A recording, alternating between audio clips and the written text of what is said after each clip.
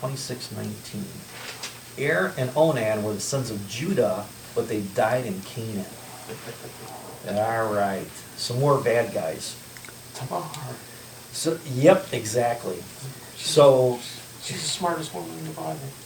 she was pretty good, as we heard in Genesis 38. Er and Onan. Er, we don't know what happened to him. Is it error or because he was error? Could be because he was He was an kinda error. We don't know what he did, but we're just told that he was evil and God killed him. He didn't like his wife. Well, That was his error. He didn't like his wife. Well, to err is human. To err is human. To err is human. ba-bum. Oh, boy. So he died, and we know by Levite law that the brother has to marry his brother's wife in order to continue the line. So Onan, he didn't want to do that. Well, he did and he didn't. He didn't mind sleeping with Tamar, he just didn't want to continue the line of his brother because he knew any kids wouldn't be attributable to him, they'd be attributable to Er. So, you guys can read the details of what he did. This is still all the line of Jesus, keeping it alive. Yeah. Well, and we're going to get the real connection to Jesus in a couple verses. Perez, yes. So read the details in Genesis of what Onan did. Not a good guy. And of course, Judah wasn't a good guy either, because he tried to sleep with Tamar, thinking she was a temple prostitute, and not giving her any benefit, except Tamar says, well, just give me your staff and some other stuff, and Your bottle, your I'll staff, and your I'll give coat. it to you later. And then he wants to stone her. Right, He's an right. idiot. He wants to stone her after the fact. Who is the person who, we want to know who did this to you. And so she brings him his own stuff back, and he gets down on his knees. Uh-huh. And she's more righteous than me. Darn right she is. That story would take a couple of weeks on soap operas. Oh my gosh. So Natalie, the woman wins there big time. He wins big time. So those were the two descendants of Judah who died. But then there's the third son, Shelah, which is kind of a weird name for a guy, so I'm sure I'm mispronouncing that. But here's what happened to him.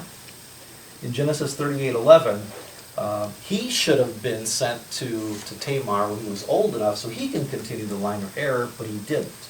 So here's what Judah says.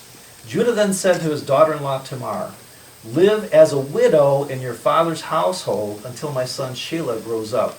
For Tamar thought, if I send him to Tamar, he will die too, just like his brothers, because he didn't understand why his two sons died. So Tamar went to live in her father's household. So here, Judah's basically saying to Tamar, go and live as a pauper because I'm not going to send you any of my sons. You have no heritage. You have no lineage. I'm done with you. But then we know how the story worked out in Tamar's favor. So Shelah lives, and he has kids of his own. And then we get Perez. Perez is the son of Tamar and Judah, as we're told at the end of the story of Tamar and Judah in Genesis 38. Now, the good thing about Perez is he is in the lineage of Jesus.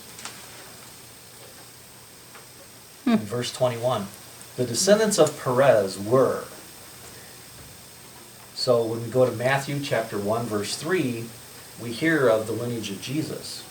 And we hear that Judah, the father of Perez and Zerah, whose mother was Tamar. Perez, the father of Hezron. Hezron, the father of Ram. And as we follow through, we see at the end of that line is Jesus. So Perez is the connection to this clan. Through all that deception. So further proof that God can use anybody in any situation. Woo, what a family reunion.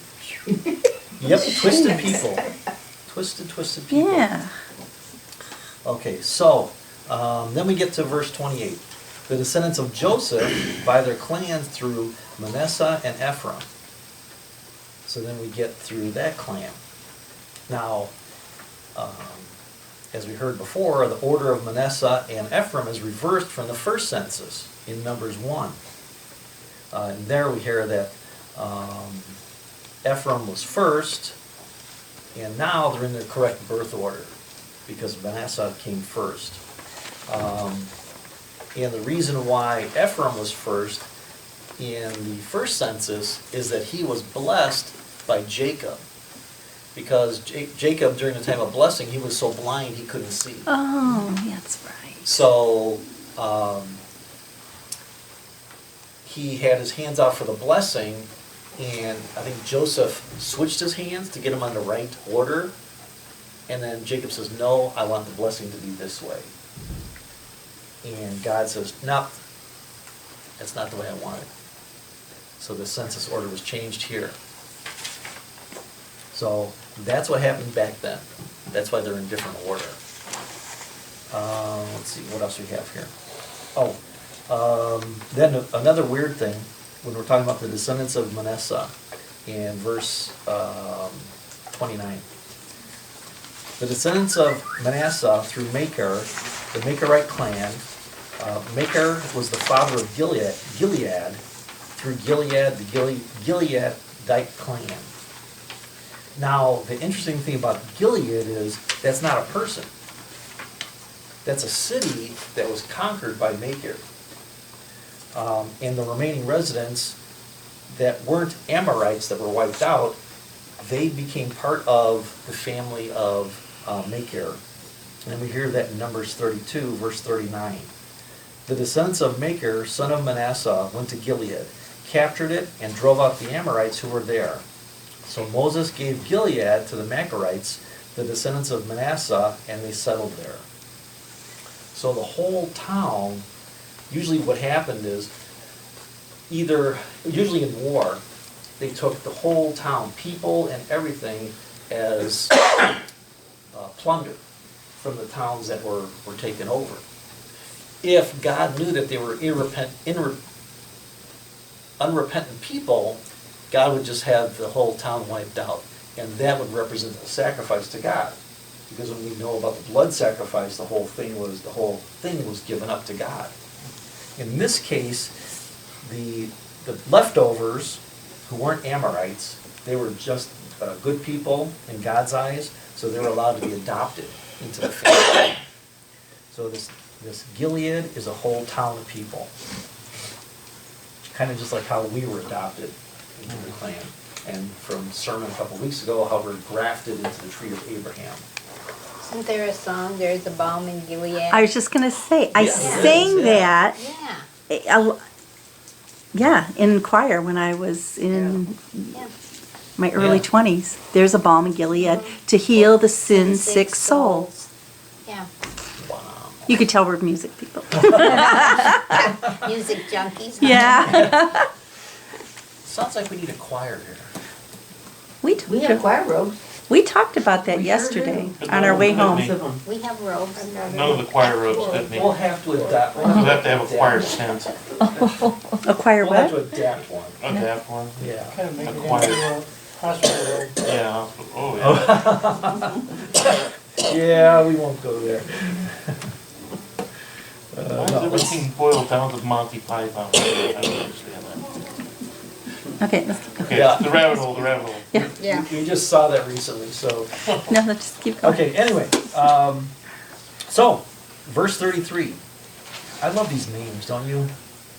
The good thing is nobody knows how they're pronounced.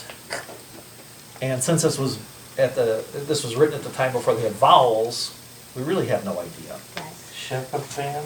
So Z, son of Heifer, had no sons. He only had daughters, whose names were Mala, Noah, interesting name for a girl, Hagla, Milcah, and Tirzah. You put lipstick on a pig? Agua? Yeah. Right up there with Jezebel. Hagla, yeah. She got So, picked on in school. I'm sure.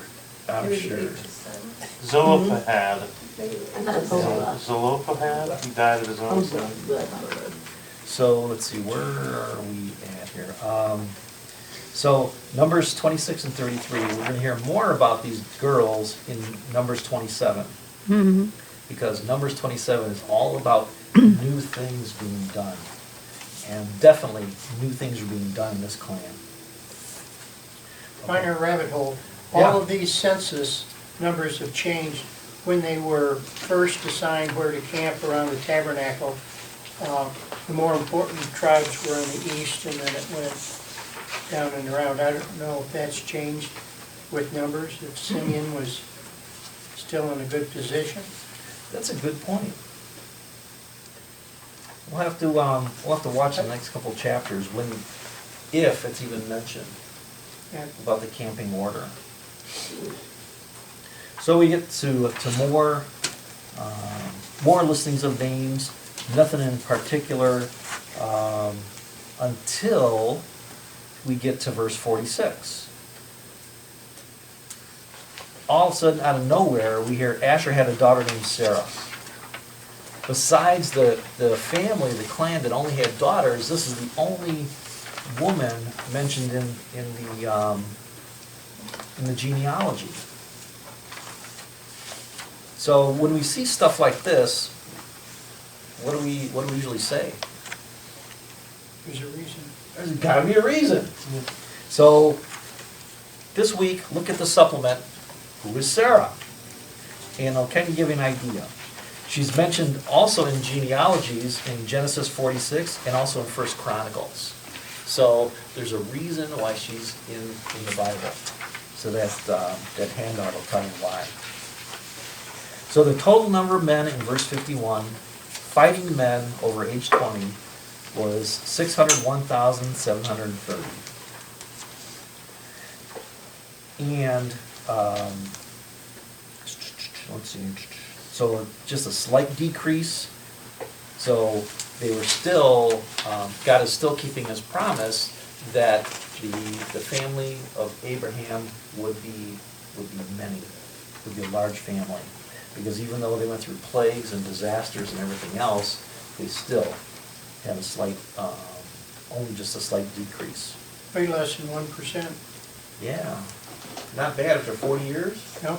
living in the desert. Not bad. Okay, what else do we have here?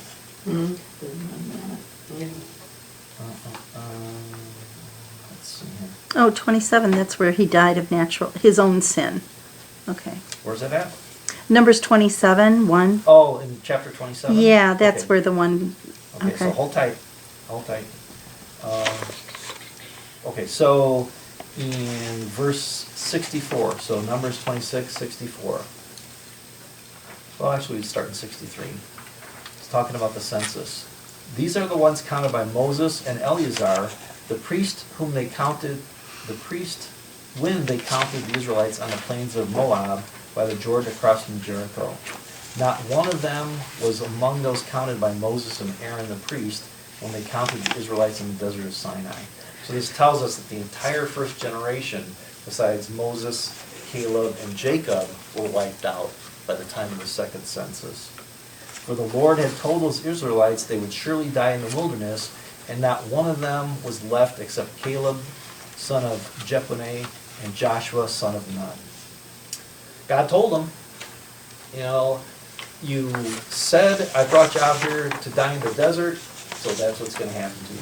You're going to die in the desert. Just like you said. Why do you bring me out here in the desert? Yeah, you took us away from all that food, the cucumbers and everything else, just to die here. Why? Can we backtrack to 52? Sure. Not only was it for the fighting men, but the land was handed out based on how big the tribe was. Mhm. The land is to be allotted to them as an inheritance based on the number of names. And that makes sense, because larger group, larger bit of land. Don't want to jam people in there. All right, now, Numbers 27. The daughters of Z, son of Hefer, Zelophehad? Zelophehad, okay. The son of Gilead, the son of Machir, the son of Manasseh belonged to the clans of Manasseh, son of Joseph. Blah, blah, blah. So the girls in verse 3 said, our father died in the wilderness. He was not among Korah's followers. So they want to make sure that they knew, or that everybody knows, that he wasn't one of the rebels that fell into the earth. He wasn't one of Korah's followers who banded together against the Lord, but he died for his own sin. So, in the Hebrew, died for his own sin means he died a natural death. So he didn't die because of anything else. In verse 4, why should our father's name disappear from his clan because he had no son? Give us property among our father's relatives. So Moses brought their case before the Lord, and the Lord said to him, what Zelophehad's daughters are saying is right.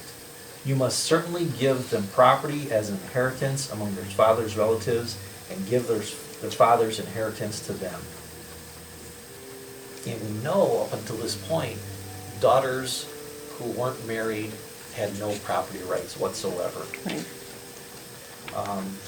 We'll see in Numbers 36 a summary of the law. And here's what the law that came from God. This is what the Lord commands for Zelophehad's daughters. They may marry anyone they please as long as they marry within their father's tribal clan. No inheritance in Israel is to pass from one tribe to another, for every Israelite shall keep the tribal inheritance of their ancestors. So, as Gary said earlier, they have to marry within their clan because the land's already divided up. And this is the way it has to stay. But they get some land. But they get some land. Exact, for a woman, this is a big thing. It's a big deal. It's kind of interesting how all the commands and rules were modified slightly when a new situation's come up. Yeah. Because no one's alike, Completely no in stone. situations are alike. Only 10 things are 10 in were in stone, stone, right? yeah. Yeah. Paragraph 2, section 3. Right. If you ever read the Internal Revenue Code, it's a lot of always, never, except. It's always this, Never that. never that, except in Except- this situation. Except in this situation. Yeah. That's why the Internal Revenue Code is, well, it's probably about that thick now. Yes, it is. Yeah. Because I had an instance where I was selling some land to my cousin, and because it was a cousin, I got a little bit of a discount on that, and I thought that was really odd. But if Yeah. that lady had, here she says, I'm gonna get my book, and she pulls out this Yeah. book, and I'm going, oh, okay. And it's printed on tissue paper. Yes. So Those all- that book is jammed. Yes, Oh, my it is. It's really weird. I used to read it on the bus on the way to school, so. Yeah. The Bible's a lot better. Verse 13, Joshua to succeed Moses. So God takes Moses up on the ridge and says, after you have seen it, you too will be gathered to your people. So God promised them, back when he struck the stone, and so just speaking to the stone, you're not going to go to the promised land. So here Moses sees it, he can't go in. And then we're reminded of that in, these were when you disobeyed my command, these were the waters of Meribah Kadesh in the desert of Zin. Some Bibles call it the desert of Sin, S-I-N. So Meribah Kadesh was the place where Moses and Aaron disobeyed God, where God said, just speak to the stone and the water will come out. Moses struck the stone twice, called the Israelites rebels, and he said, look what we did for you. We gave you water. So Moses took credit for God's miracle. And that's why he didn't go to the promised land. But he was looking out over He toward got it. to see it. Yeah, he got to see it, just got couldn't to get see there, yeah. So the Lord said to Moses in verse 18, take Joshua son of Nun, a man in whom is the spirit of leadership. Now some translations capitalize spirit, so we know that it's the Holy Spirit that's in Joshua. But in the NIV, it just talks about the spirit of leadership. And then verse 23, then Moses laid his hands on Joshua and commissioned him, as the Lord had spoken and instructed through Moses. So as a public act, Moses took Joshua out in front of everybody, laid his hands on him, and so the people of Israel would know that he's going to be their new leader. So why do you think he chose Joshua and not Caleb? I don't know, because Caleb really was the first one that came forward and stood up. I think Caleb would have been too harsh on the people. Could be. He probably wouldn't have cared if. Just kill them, God. They're too much burden. He wouldn't be like Moses and say, Yeah. "Oh Lord, Well- intercede. Let me intercede for him." Wasn't Joshua more of a warrior? No, Kind of, Caleb because he was does the Lord. Battle of Jericho. I mean, God knows what's going to happen. They both had the same military instincts, Yeah. but God predestined Joshua from the beginning Mhm. to be the leader. And of course, he picked the right guy. Can we backtrack to verse 20? Give him some of your authority, Ah, yes. so yes. that, you know, not everything was transferred over, and then the casting, the Urim and, Well, what happened there is, God told Moses to give Joshua some of his authority now, to kind of ease him into the process. but And then so- he got more later? And he got more later, yeah. Okay. So the Israelites would see that he's starting to take over from Moses now. Later on, Moses or Joshua doesn't do something right, and Caleb comes up and goes, "You're not doing it right." So You could be onto something about him being too strict. he was too. I think Caleb was just too. He wouldn't have been an interceder. He wouldn't have interceded for Israel. Joshua tried to intercede for Israel like Moses interceded for Israel. Yep. Whereas Caleb would have said, Off. just Off get rid of with their these heads. wimps. Off They with their don't even- heads, I'll yeah. take care of this land all by myself, God. Just give me a stick. I'll beat them all to death. Well, I have to run out. So